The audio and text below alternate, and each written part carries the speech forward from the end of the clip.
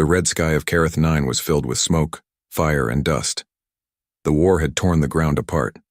Metal ruins and broken machines covered the valley where thousands had fought just hours ago. The air still smelled of burning fuel and blood.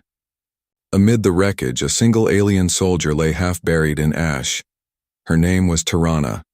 Her armor was cracked and one of her legs was caught under a fallen drone. She could barely move. Tirana had fought for her people, the Virilan Empire, since she was old enough to carry a weapon.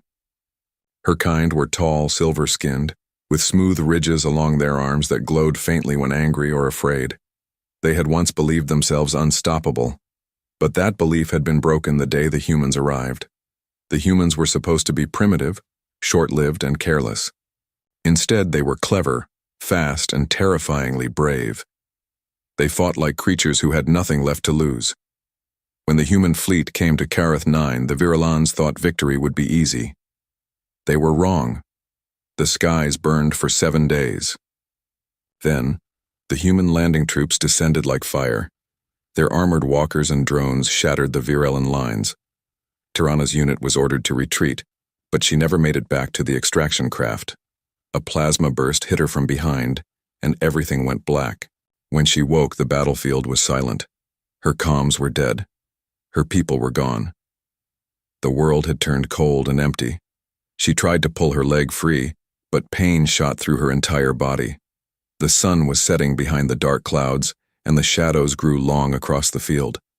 She realized she would die there, alone and forgotten. Her breathing was shallow, her vision dim. She thought of her homeworld, of the green oceans and the sound of her mother's voice when she was young. It felt so far away now, like another life. A faint noise reached her ears, a low crunch of boots on dirt. She froze. Her hand moved toward her sidearm, but her fingers were trembling. She waited, holding her breath, as the sound drew closer. Then she saw him through the smoke. Figure in black armor, heavy and scarred with a glowing blue visor. A human soldier. Fear rushed through her. She had seen recordings of them. Ruthless, emotionless, unstoppable. The enemy, the destroyers. Her heart hammered as she tried to lift the weapon, but her arm refused to obey. The human turned his head slowly toward her. The glowing visor paused, focused, and he raised his rifle. She squeezed her eyes shut, waiting for the end. But the shot never came. Instead, she heard a voice. Deep, rough, and steady through the translator system. "Easy," he said. "Don't move." Her eyes opened. The human was standing just a few steps away, lowering his rifle. His armor was dented and covered with dust, the white symbol of his unit half burned off his shoulder plate. He was bleeding from a cut near his neck, and one of his gloves was torn. He didn't look like a monster. He looked tired. Tirana stared, unable to speak. The translator on her helmet flickered with static, unable to form the right words. The human slowly crouched beside her. His face was hidden behind the cracked visor, but his voice stayed calm. "You're hurt," he said. "Can you hear me?" She nodded weakly, though she didn't know why. Her instinct screamed at her to attack or crawl away, but something in his tone made her stop. He looked around, checking the area, then placed his weapon beside him. The gesture confused her even more. Why would an enemy set down his gun? He reached for the piece of metal trapping her leg. She tried to resist, growling weakly, but he ignored it. His gloved hands gripped the twisted frame and pulled with a grunt. The metal didn't move. He tried again, planting one knee against the ground. The beam shifted an inch, then another. With a final push, it rolled free. She gasped as the pressure on her leg vanished. He leaned back, breathing hard. "You're free," he said simply. Tirana blinked, shocked. Her mind couldn't understand what had just happened. Why would a human help her? He could have left her to die. He could have taken her weapon or killed her without effort. Instead, he had freed her. He looked down at her wounds and shook his head. "You won't make it out here," he said quietly. Then, before she could answer, he lifted her in his arms. She tried to fight, weakly pushing at his chest, but he carried her as if she weighed nothing. His armor creaked, his steps careful over the rubble. The world around them was silent except for the wind. Broken machines flickered with sparks. A crashed transport ship smoldered in the distance. He moved toward a half-buried bunker, its metal doors hanging open. Inside, the air was thick and dark, but it was shelter. He laid her gently on the floor and pulled a small pack from his side. He worked with practiced movements, cutting open a patch on her armor, applying a sealant to stop the bleeding, and spraying a cool mist that numbed the pain. She hissed and tried to move away, but he pressed a hand on her shoulder. "Hold still," he said firmly. "I'm trying to help." The translator struggled to catch his tone, but she understood enough. She didn't trust him, yet she stayed still. The burning pain faded. For the first time since the battle began, she could breathe without agony. The human tore open a ration pack and handed her a small container. "Water," he said. "Drink it slow." She hesitated. Virelans never accepted anything from humans, but her throat felt like sand, and she couldn't resist. She took the container with trembling fingers and sipped. The taste was strange, metallic, but it eased her thirst. He nodded, satisfied, then sat down against the wall, watching the door. Neither spoke for a long time. The wind howled outside, carrying the smell of ozone. Small fires burned in the distance, their light flickering through the cracks. Tirana looked at him again, this strange human who should have been her executioner but had become her savior. His armor was battered, his shoulders slumped. He looked more like a man who had lost everything than a victor. Finally, she tried to speak. Her voice came out rough. "Why?" she asked in her own language. The translator translated it poorly, but the single word came through clear. He turned his head toward her. His helmet tilted slightly. "Because I can," he said after a pause. "Because someone has to." The answer made no sense to her. In her army, mercy was weakness. Compassion was dangerous. But this human's voice carried no fear or pride, only simple certainty. She didn't know how to reply. As the hours passed, exhaustion overtook her. She drifted in and out of sleep. Each time she opened her eyes, she saw him still there, sitting near the doorway, rifle ready, eyes scanning the storm outside. The bunker shook occasionally as wind slammed against it, but he never left his post. Once she woke in the middle of the night and saw him staring at a small photo he pulled from his armor pocket. She couldn't see it clearly, but the soft look on his face told her it was someone he had loved. Maybe family, maybe someone he lost in this war. He slipped the photo back into his armor and sighed deeply. She closed her eyes again, her thoughts tangled. Her mind told her he was the enemy, but her heart no longer agreed. Something about this man didn't fit the stories she had been told. Humans, she thought, were unpredictable, dangerous. And now she wasn't sure whether that danger came from their weapons or from the strange, powerful kindness they carried within. The night stretched long and cold, but she wasn't alone anymore. Every sound outside, the wind, the fire, the distant rumble of explosions, felt a little less frightening. She could hear his quiet breathing beside her, steady and human, and it became the one sound that told her she was still alive. When dawn came, light filtered weakly through the cracks in the bunker roof. The human stood, stretched his tired limbs, and looked down at her. "We'll move when the storm settles," he said. "You'll make it. I'll get you out." She didn't answer. She only watched him, wondering why he cared if she lived or died. Outside, the world was still broken, but inside that dark shelter, something small and strange had begun to form. The first spark of trust between two beings who had every reason to hate each other. Neither of them could have known it yet, but that moment would change everything. The storm outside grew worse. Winds howled across the valley, lifting dust and acid rain that burned through metal and rock. Inside the half-buried bunker, the human soldier and the wounded alien sat in silence, surrounded by the dim light of a small emergency lantern. The walls creaked with every gust, but the place held firm. Tirana woke with a sharp breath. Her leg ached, but the pain was less now. The human had wrapped it carefully in layers of cloth and synthetic bandage. She turned her head and saw him sitting near the entrance again, his rifle across his knees. His eyes were half closed, but he wasn't asleep. Even in exhaustion, he stayed alert. She watched him quietly. His armor was scratched, his shoulders stiff from fatigue. Humans looked fragile to her kind, made of soft flesh instead of tough scales or ridges. Yet there was something powerful in his stillness. His breathing was steady, his focus unbroken. He looked like a wall of iron holding against the world. The storm thundered again, shaking dust from the ceiling. Tirana flinched. The human turned to her at once.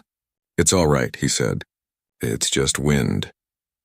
His voice was low, calm, like a solid anchor in the chaos.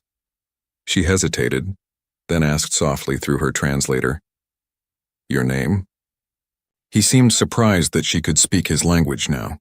He touched the side of his helmet to activate his translator. "Cole," he said. "Sergeant Cole Anders," she repeated it awkwardly. "Cole." Then she pointed at herself. "Tirana," he nodded once. "Tirana." It was a simple exchange, but it carried more meaning than either expected. In that small, dark shelter, they stopped being nameless enemies. They became two living beings with names. Hours passed slowly. Cole checked the temperature outside through his wrist scanner. The numbers were bad, too dangerous to leave yet. He sat down beside the small lantern and opened a ration pack. He tore it in half and pushed one piece toward her. She frowned. "You'd share?" He shrugged. "We both need to eat." Tirana stared at the food, unsure if it was safe for her species. She sniffed it carefully, then took a small bite. The taste was strange, salty and dry, but her stomach welcomed it. She looked up to see Cole watching her, half smiling beneath his cracked visor. "Not so bad, huh?" he said. "Human food," she muttered. "Tastes strong." He gave a small laugh, the first sound of humor she'd heard from him. That's one way to put it. They ate in silence after that. The wind outside roared louder, but it no longer felt terrifying. The firelight between them made the cold shadows seem softer. After some time, Tirana looked at his arm. A deep cut ran from his elbow to his wrist. The bandage he'd used was soaked with dried blood. "You hurt," she said. "It's fine," he replied automatically. She frowned. "Not fine." She struggled to sit up and reach for her medkit. He tried to stop her, but she shook her head stubbornly. "You help me," she said. "Now I help you." He gave a tired sigh but didn't stop her again. She opened the kit, mixed 2 vials of healing gel and gently applied it to his wound. The liquid hissed faintly as it sealed the cut. He winced but said nothing. "Better," she said quietly. Cole looked down at his arm, then at her. "Thanks." The word was simple, but it made her chest tighten in a way she didn't understand. She nodded once, then leaned back against the wall. For a while, neither spoke. Only the steady rhythm of the storm filled the air. Then Cole said, almost to himself, "I lost my unit here. They were supposed to pull out after the orbital strike, but comms went dark. I don't even know if anyone's alive." Tirana listened carefully. She didn't know how to comfort a human, but she could hear the sadness beneath his voice. "You fight alone?" she asked. "Yeah," he said. "Seems that way." She lowered her gaze. "Me too."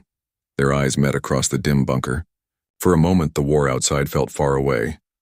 Cole looked around the shelter again, scanning for supplies. "This place won't hold forever," he said. "We'll move once the storm dies down. There should be an old transport route about 3 kilometers east. Maybe there's a comm tower still working." "We?" she asked softly. He glanced at her. "I'm not leaving you here." The words hit her harder than she expected. No one had ever said that to her before, not even her own commanders.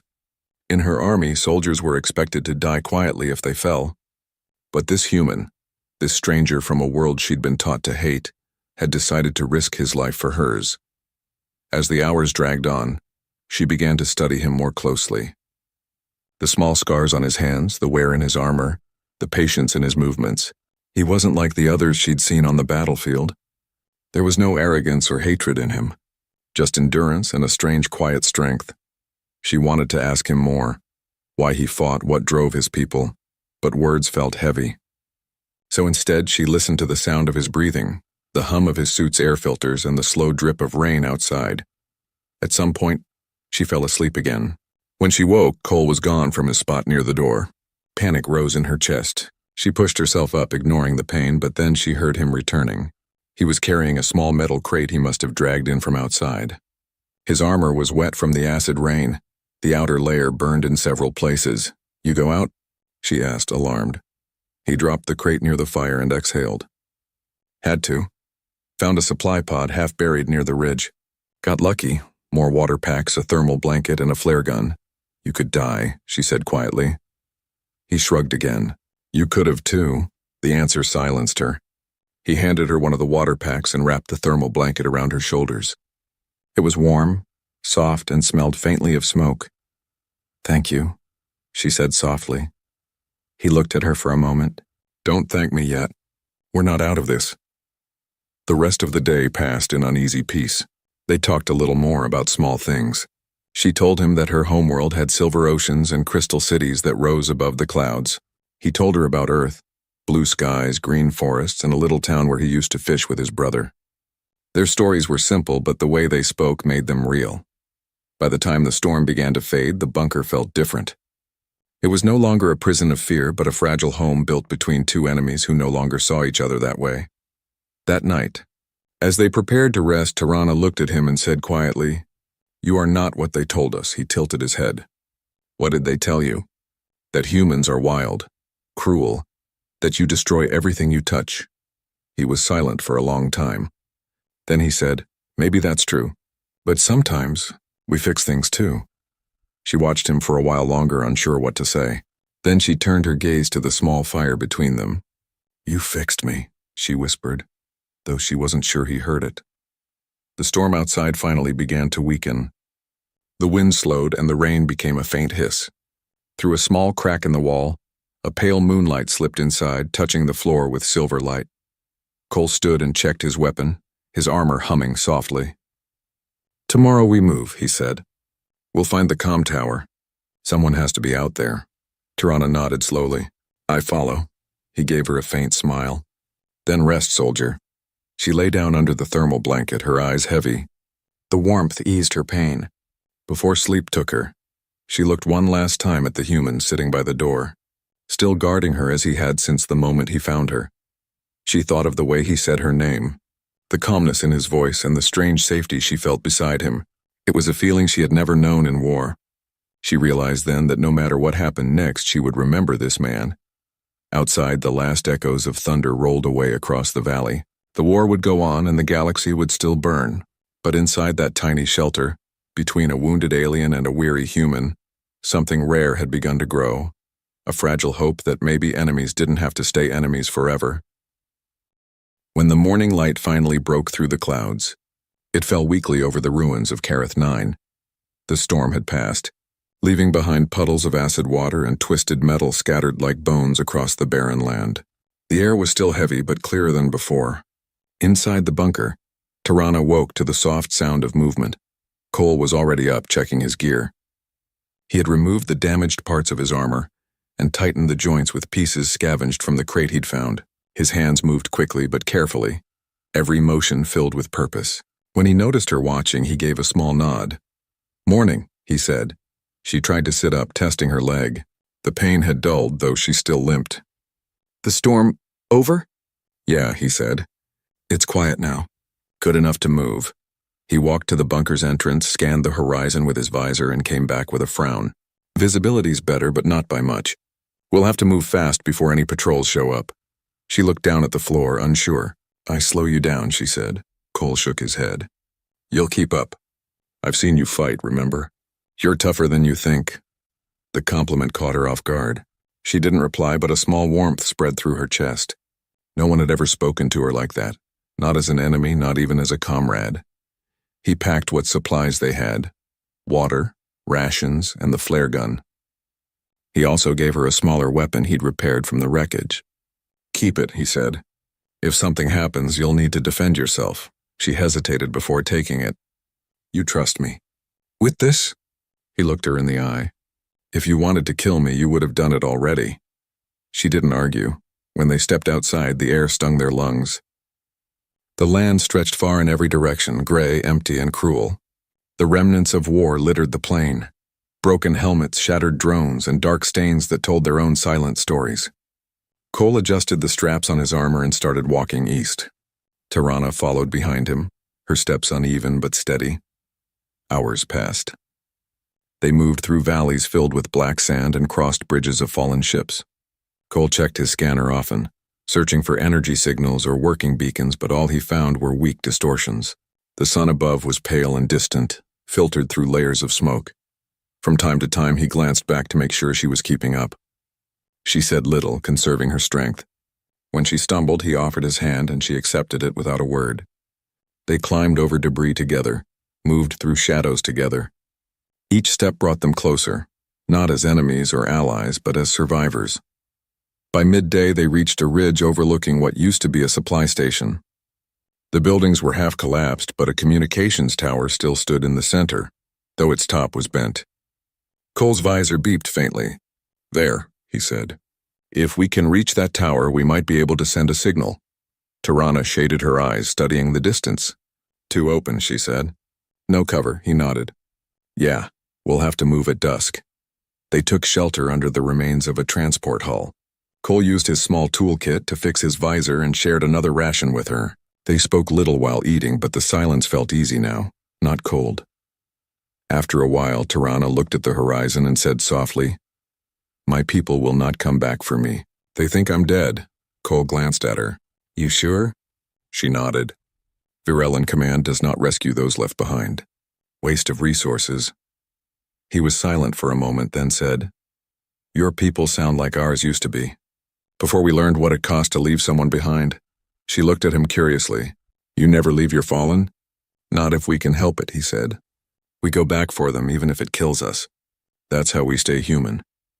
The way he said it, firm and proud, stirred something deep in her. The word human had always been spoken with fear or anger in her world, but when he said it, it carried a kind of light. When dusk finally came, the sky turned dark orange. They prepared to move. Cole scanned the path ahead, then pointed toward a stretch of low ruins leading to the tower. "We go fast. If we get separated, head for the tower and find cover near the base." Tirana nodded, checking the weapon he'd given her. Her legs still hurt, but she was ready. Together they slipped out of hiding and began the long walk toward the signal tower. The air was still, too still. Each step echoed faintly. They passed broken droids and half-buried armor pieces. It felt like walking through ghosts.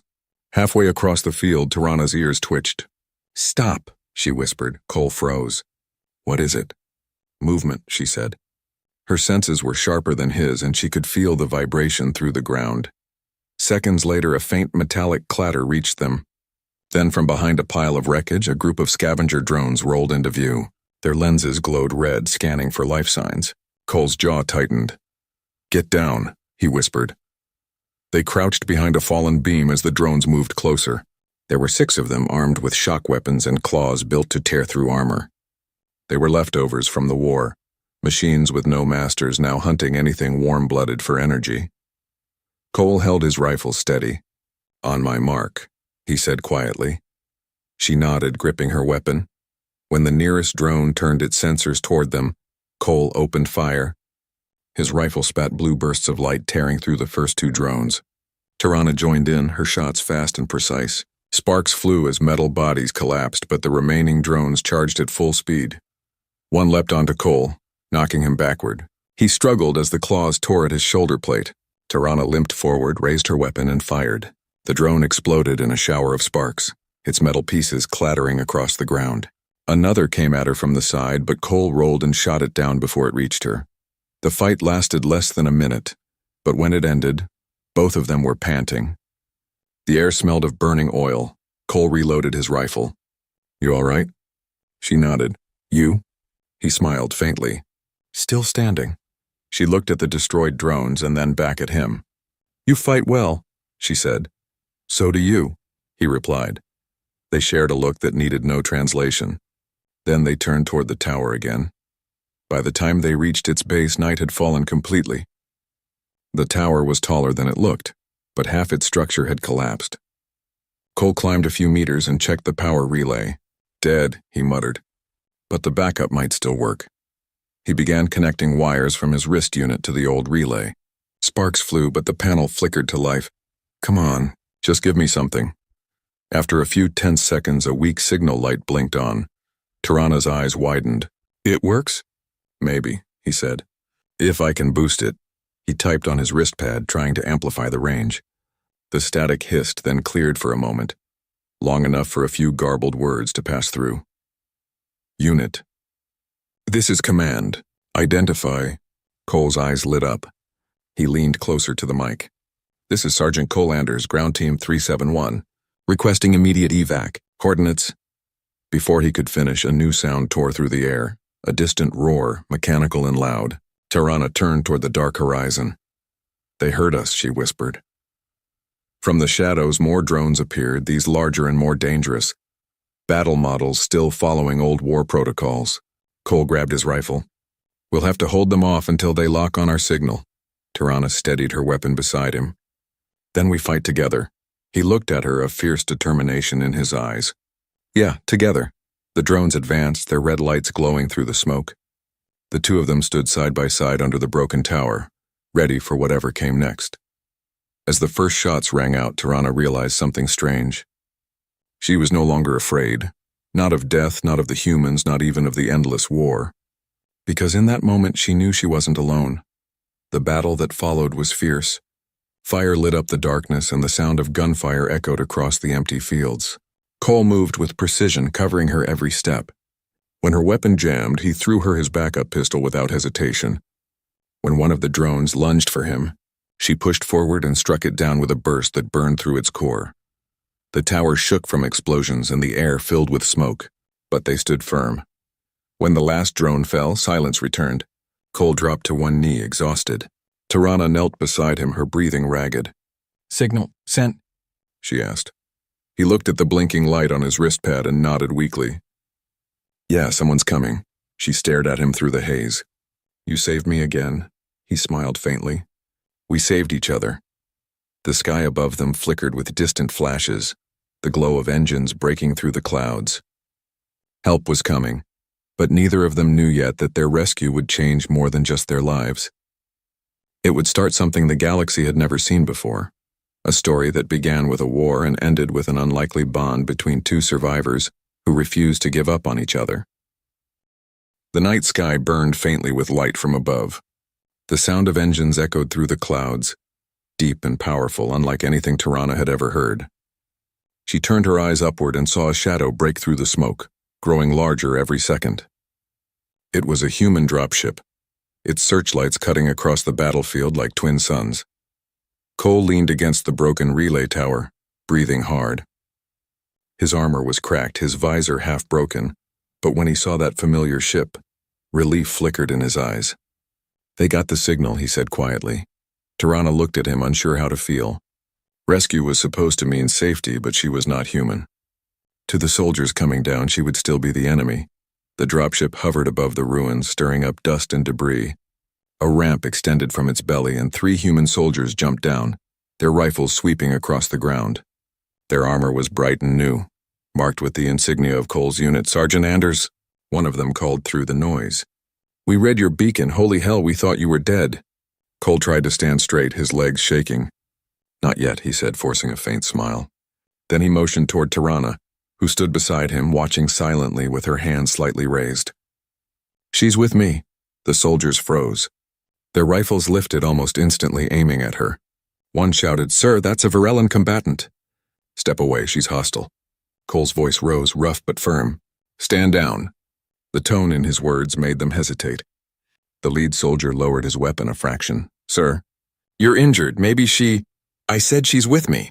Cole barked, his voice echoing in the ruins. Tirana felt the tension in the air. Her instincts screamed at her to run or fight, but she stayed still. Cole stood between her and the soldiers, his body forming a barrier. His tone softened. She saved my life. We both fought to survive. You treat her as an enemy. You'll answer to me. The silence that followed was heavy. Then the lead soldier finally lowered his weapon completely and spoke into his comm. Command, we have Sergeant Anders alive.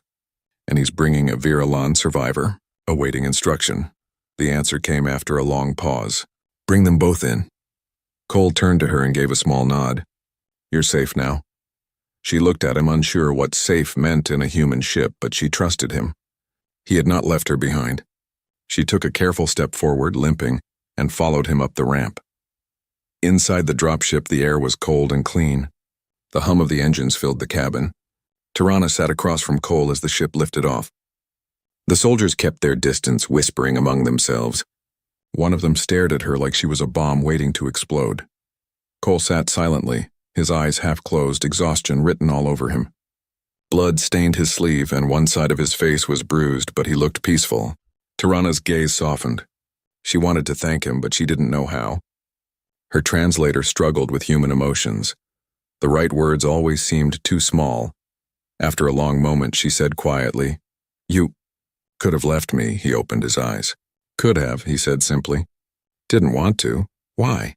She asked again, the same question she'd asked in the bunker days before. He looked out the window at the burning landscape below.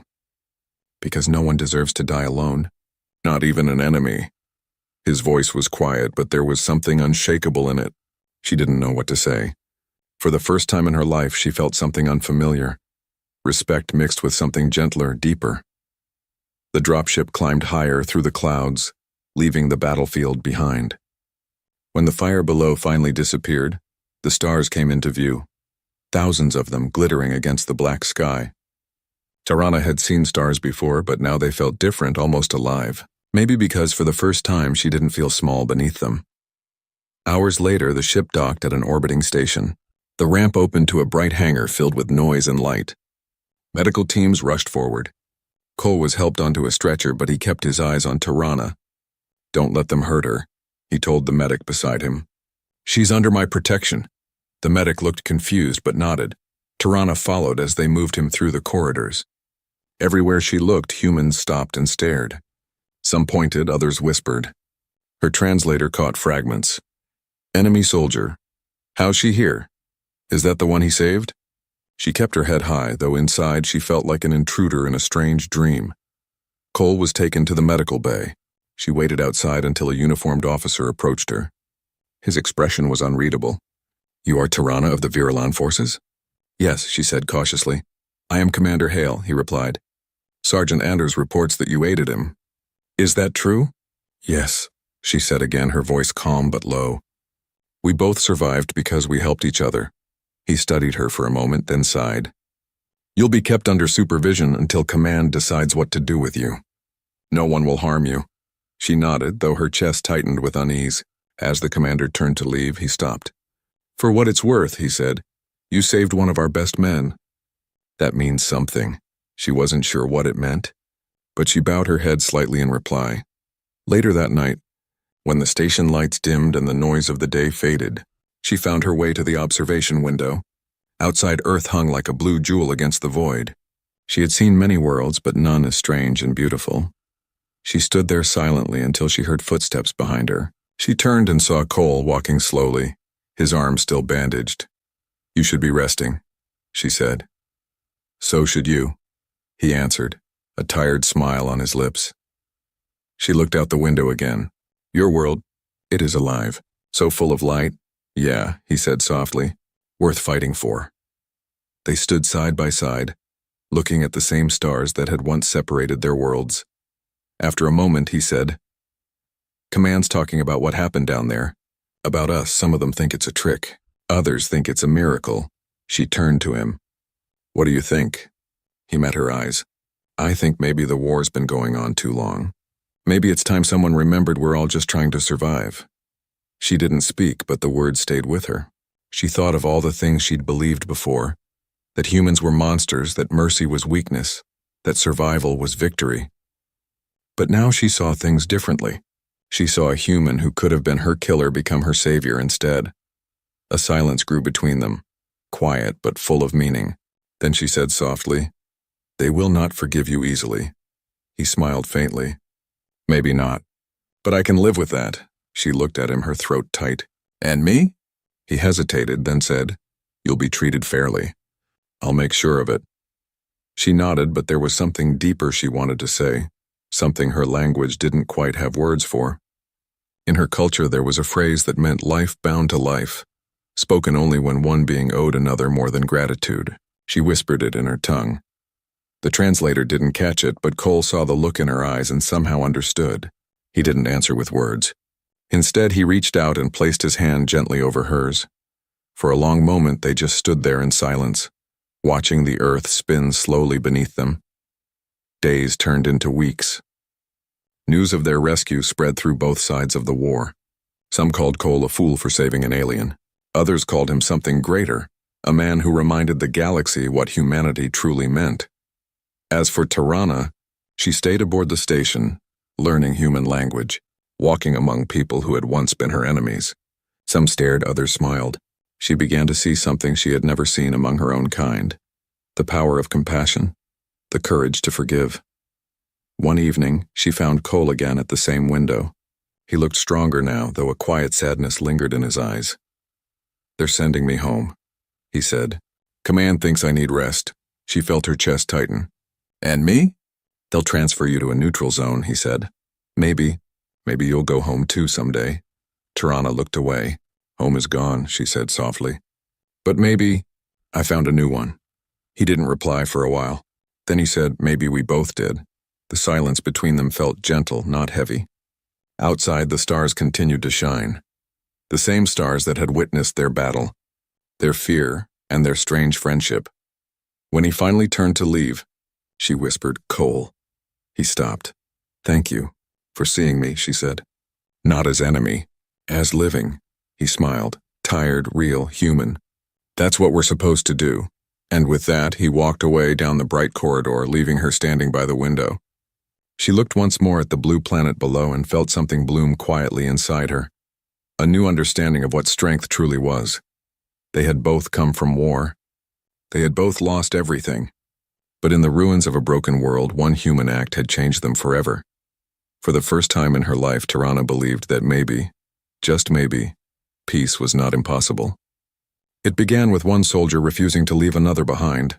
And that small act, that stubborn, beautiful human choice, was enough to begin something that might one day heal the stars themselves.